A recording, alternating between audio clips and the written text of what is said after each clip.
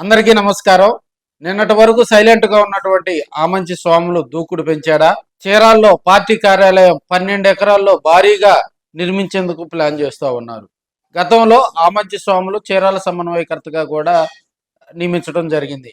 ఆయన పార్టీలో చేరేటప్పుడు కూడా సంచలనం. దాదాపుగా వేలకారులతో వెళ్ళి పవన్ కళ్యాణ్ గారి సమక్షంలో కూడా జనసేన పార్టీ తీర్థం పుచ్చుకున్నారు.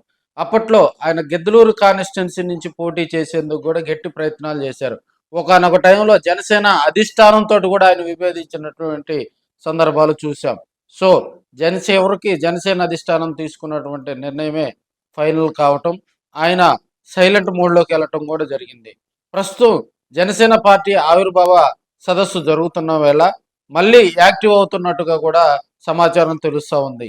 చీరాల నుంచి కూడా జనసేన పార్టీ ఆవిర్భావ సదస్సుకు భారీగా జన సమీకరణ చేస్తూనే అదేవిధంగా 12 ఎకరాలతోటి కూడా చీరాల కాన్స్టిట్యున్సీలో ఒక పార్టీ కార్యాలయాన్ని ఏర్పాటు చేయటం కూడా శుభపరిణామని చెప్పాలి. ఎందుకంటే ఆమంచి బ్రదర్స్లో ఆమంచి స్వాములు కానీ, ఆమంచి కృష్ణమోహన్ కానీ ఒక మంచి మాస్ ఫాలోయింగ్ ఉన్నటువంటి లీడర్స్.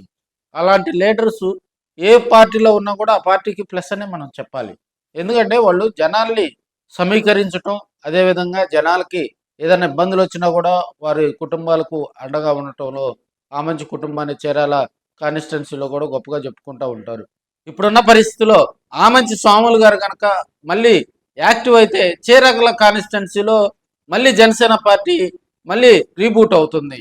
కొత్త లీడర్స్ వస్తారు, కొత్త క్రియాశీలక సభ్యత్వాలు కానీ కొత్త జనసేన పార్టీలో చేరేందుకు కూడా యువత ఆసక్తి కొన్న తరుణంలో వారందరిని కూడా హక్కునుగా చేర్చుకుంటే చీరాల కాన్స్టిట్యున్సీలో జనసేన పార్టీ అద్భుతాలు చేయొచ్చని కూడా అక్కడ ఉన్నటువంటి రాజకీయ విశ్లేషకులు అయితే చెప్తా ఉన్నారు.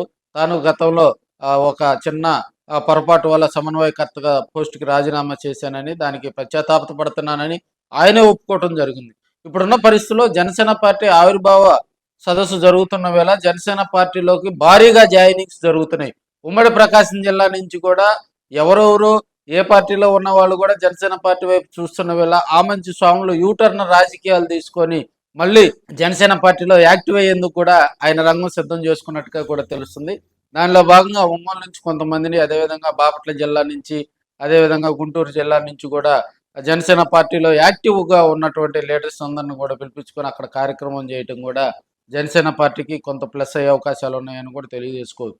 ఇప్పుడున్న పరిస్థితిలో కూడా కూటమిలో భాగస్వామ్యంగా ఉన్నటువంటి జనసేన పార్టీ కార్యక్రమాలు విరివిగా చేస్తూ, అదేవిధంగా ప్రభుత్వ కార్యక్రమాల్లో కూడా ఆమంచి స్వాములు గారు పాల్గొంటూ అక్కడ చీరాల కాన్స్టిట్యున్సీలో జనసేన పార్టీని ముందుకు తీసుకెళ్లాలని కూడా కొంతమంది అభిప్రాయపడుతూ ఉన్నారు.